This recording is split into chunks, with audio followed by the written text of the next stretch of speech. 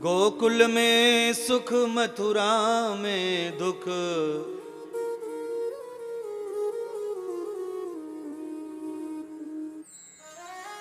अचानक ये दोनों शहरों का गीत बनाया किसी ने। गोकुल में उत्सव हो रहा है और मथुरा में रोटी पकना बंद हो गया है, चूल्हे जलना बंद। किसी के घर में ये पता चल जाए कि हमारे पिताजी परसों मर जाएंगे, डॉक्टर ने कह दिया है, उस घर में सबका खाना पीना छूट जाता है, नींद छूट जाती है, भोजन में चित्त नहीं लगता। कंस का चित्त नहीं लग रहा है भोजन में, पानी में, निद्रा में। क्यों? आकाशवाणी हवा में सुन लिया, हवा में से सुन लिया उसने कि तेरे मारने वाला पैदा हो गया है। और जो बातें हवा में आती हैं उन बातों का ज्यादा कोई विश्वास नहीं करना चाहिए। पर तुम लोग ऐसे हैं कि नहीं पता नहीं, पर मैं तो बता ही रहा हूं, हवा में उड़ती हुई बातों का ज्यादा भरोसा मत करो।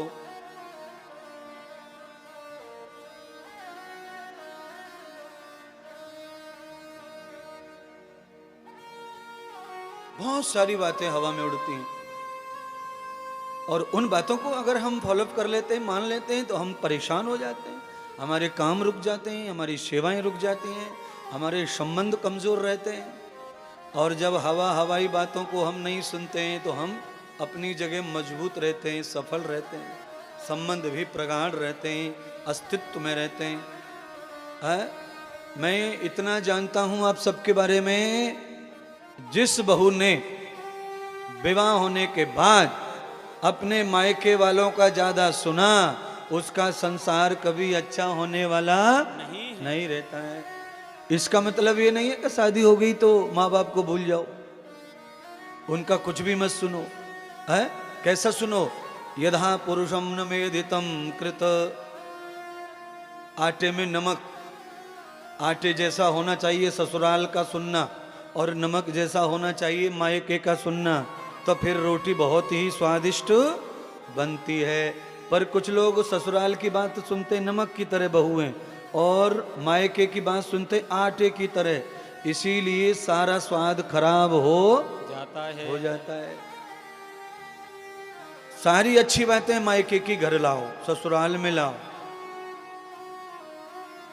और ससुराल की हर तरह की बात को स्वीकार करो, तो घर चलेगा आपका, संसार चलेगा, आप आगे चलेंगे, आप सिद्ध बनेंगे, आप गृहस्थ बनेंगे। बिल्कुल ऐसा ही आश्रम होता है संन्यास आश्रम। संन्यास आश्रम, जब हम संन्यास ले लेते हैं तो फिर हमको बाहर की कुछ नहीं सुननी है, फिर हमको केवल गुरु वाक्य को ही पालन करना है, तो हमारा संन्यास आश्रम सफल होगा। अगर हम संन्यास लेते हैं और बाहर की ज़्यादा सुनते हैं तो फिर हमारा संन्यास सफल होने वाला नहीं है।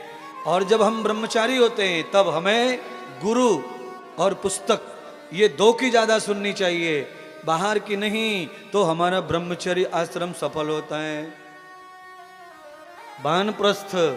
वानप्रस्थ में केवल हमें शास्त्रों की और ग्रंथों की सुननी चाहिए, तो हमारा वानप्रस्थ सफल हो जाता है। चारों आश्रम सफल हो जाएं, उसके लिए ये फॉर्मूला है।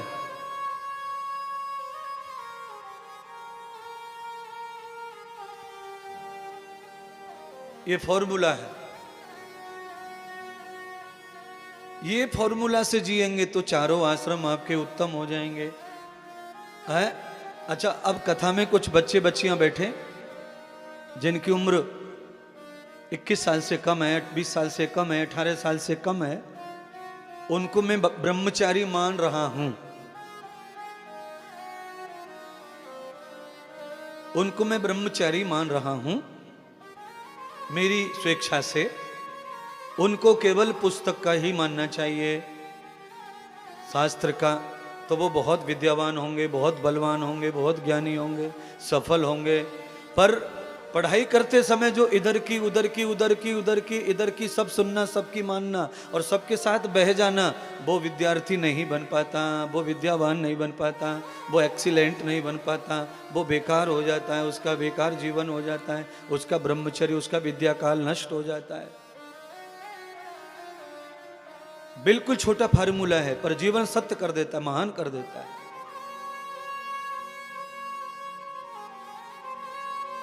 गुरुदेव ने जो कहा वो सुनो, पुस्तक जो कहे वह सुनो, और जब तक आप विद्यार्थी पूरे न बन जाएं तब तक बाहर की दोस्ती ना करिए। हाँ, पढ़ते पढ़ते समय दोस्त नहीं बनाना। पढ़ाई के समय जो दोस्त बनाते हैं, फ्रेंड बनाते हैं, उनको कंपलसरी में गारंटी कह सकता हूँ 25 नंबर कम ही कम समझो उनकी पढ़ाई में, हर सब्जेक्ट में। और 25 नंबर बहुत ज़्यादा होते हैं। 25 क्या, 1 नंबर से लोग आईएएस नहीं बन पाते, 1 नंबर से। बोलिए, 0+1 इतने भी मार्क कम है तो भी आईएएस बनने से रह जाते हैं। 1 नंबर का इतना महत्व है। अच्छा बोलो सोफा वालों, अनुभवी लग रहे हो, 1 वोट कम होने से हार हो जाती है कि नहीं नेताजी की? हो जाती है। देख लो कैसे पहचान लिया मैंने। एक्सरा है मेरी आंखों में। 1 वोट न होने से हार हो जाती है। तो परीक्षा में भी वही समझो। 25 नंबर किसी सब्जेक्ट में कम होते हैं तो पास तो हम हो जाते हैं, पर आनंद नहीं है फिर आगे नौकरी के लिए, फिर तकलीफ होंगी नौकरी में। इसीलिए कुछ समय के लिए मित्रता नहीं चाहिए, और अगर मित्रता चाहिए तो आडंबरी मित्र नहीं चाहिए। ऐसा मित्र चाहिए जो मधुर हो और जो पुस्तक पर ही ध्यान रखता हो, पढ़ाई पर ही ध्यान रखता हो, ऐसा मित्र चाहिए। हाँ, पर आजकल ऐसा समय नहीं है कि लोग अच्छे को मित्र बनाते हों। आज का समय ऐसा है कि मित्र भी लोग हमेशा बिगड़े हुए को ही बनाते हैं, ढूंढते हैं। ये प्रॉब्लम आ चुका है समाज में। क्यों? क्योंकि सबके हाथ में ही बिगाड़ने वाला यंत्र है, सबके हाथ में। क्योंकि इतना समय विचलित हो गया है सोशल मीडिया का बहुत ज्यादा। हमारा पूरा का पूरा बुद्धिमत्ता खत्म हो गई उससे। यहां किसी भी पब्लिक को देख लो, जब भी वो किसी आकर्षण को देखते हैं तत्काल सेल्फी लेने का मूड हो जाता है उनका, 1 सेकंड में। पेड़ के साथ, पौधे के साथ, खंबे के साथ में, बकरी के साथ, भैंस के साथ, ऊंट के साथ। मैं तो कहता हूं इनको जो मिल जाए उसके साथ। कहीं मुझे लगता है कहीं किसी के पेशाब के साथ भी ना ले लें सेल्फी। भरोसा कुछ नहीं है। हर एक चीज के साथ आदमी हमेशा मोबाइल रेडी रखता है। चलो किसी भगवान की प्रतिमा के साथ, किसी मंदिर में, किसी गुरु साधु के साथ लिया तो अच्छा है भाई, उनका संग अपने साथ है ऐसा सोच के अपन उनका फोटो लेते हैं। चाहे ऐसे ले लो चाहे सेल्फी ले लो, कोई बात नहीं है। पर अनर्गल दिन भर खींचते रहते हैं और अपने को बिजी रखते हैं और दूसरों को भी बिजी कर देते हैं। फोटो खींचा और छोड़ दिया, अब दूसरा भी देखता बैठे, डिलीट करे, पढ़े, फिर कमेंट्स करे, उस पर लिख के भेजे, उधर से वो भी जोकर का सा मुंह निकाले, फिर खींचे, फिर भेजे। अलग अलग प्रकार के आदमी वैभव कर रहा है, व्यवहार कर रहा है, सब चीज का दुरुपयोग हो रहा है। इसीलिए आपका जीवन कमजोर हो रहा है, अस्वस्थ हो रहा है, बीमार हो रहा है, परेशान हो रहा है।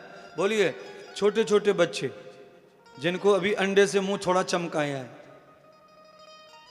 रोग रोग रोग रोग, दुनिया भर के रोग आ गए शरीर में। 12 साल के बच्चे के हार्मोन्स क्रिएट हो गए, इतना पागल हुआ जा रहा है कि क्या कहना है। ये सब हो क्यों रहा है? ये सारा का सारा हो रहा है तुम्हारे चल चरित्र से, तुम्हारे जीवन शैली से।